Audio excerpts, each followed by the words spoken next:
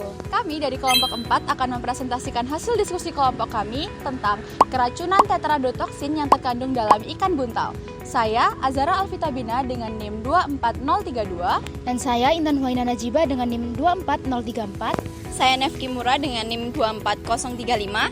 Saya Daniel Syahira dengan NIM 24029. Selamat menyaksikan. Hai, Kamu makan apa? ini nih aku ada ikan buntal dari kemarin mancing. Loh, bukannya ikan buntal itu beracun ya? Enggak, kalau aku lihat dari TikTok sih bergizi banyak ya. Kamu mau? Enggak deh, kamu aja.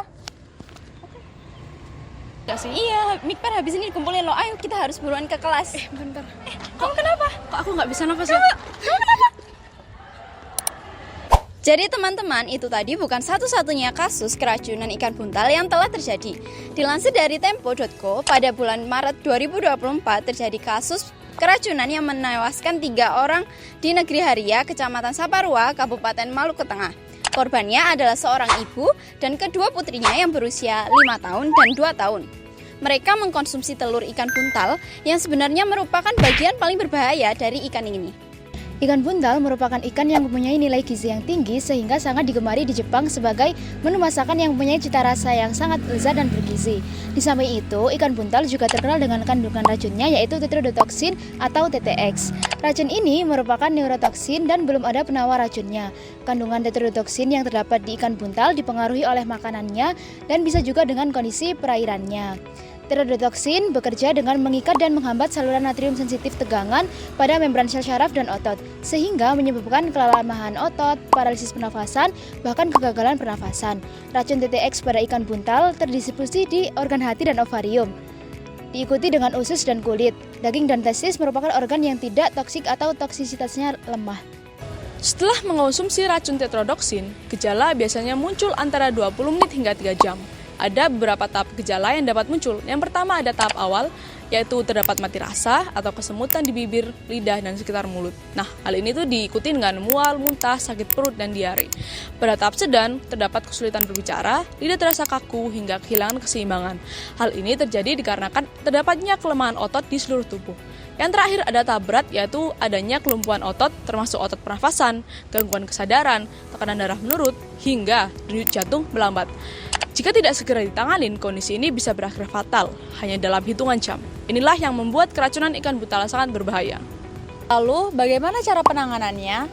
1. Apabila korban masih sadar, paksa korban untuk memuntahkan ikan buntal dan melakukan pemeriksaan lebih lanjut. 2. Apabila korban telah tidak sadarkan diri, segera menghubungi tenaga medis dan melakukan A, B, C, D, E. A. Airway. Pastikan jalan nafas korban terbuka. B. Breathing. Cek apakah korban bernafas dengan baik, dan jika sulit bernafas, segera berikan bantuan oksigen atau ventilator. C. Circulation. Periksa nadi dan tekanan darah korban. Jika lemah, bandingkan korban dengan posisi kaki sedikit lebih tinggi. D.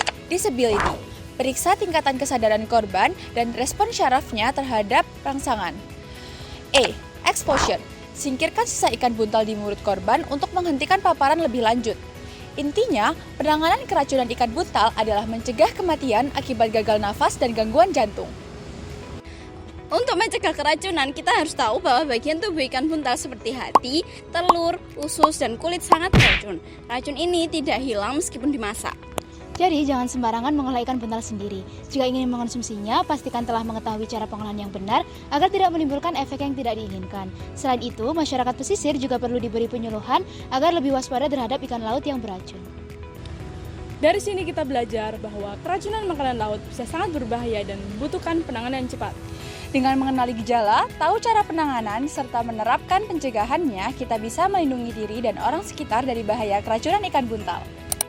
Sekian dari kami, kurang lebihnya mohon maaf. Wassalamualaikum warahmatullahi wabarakatuh. See you!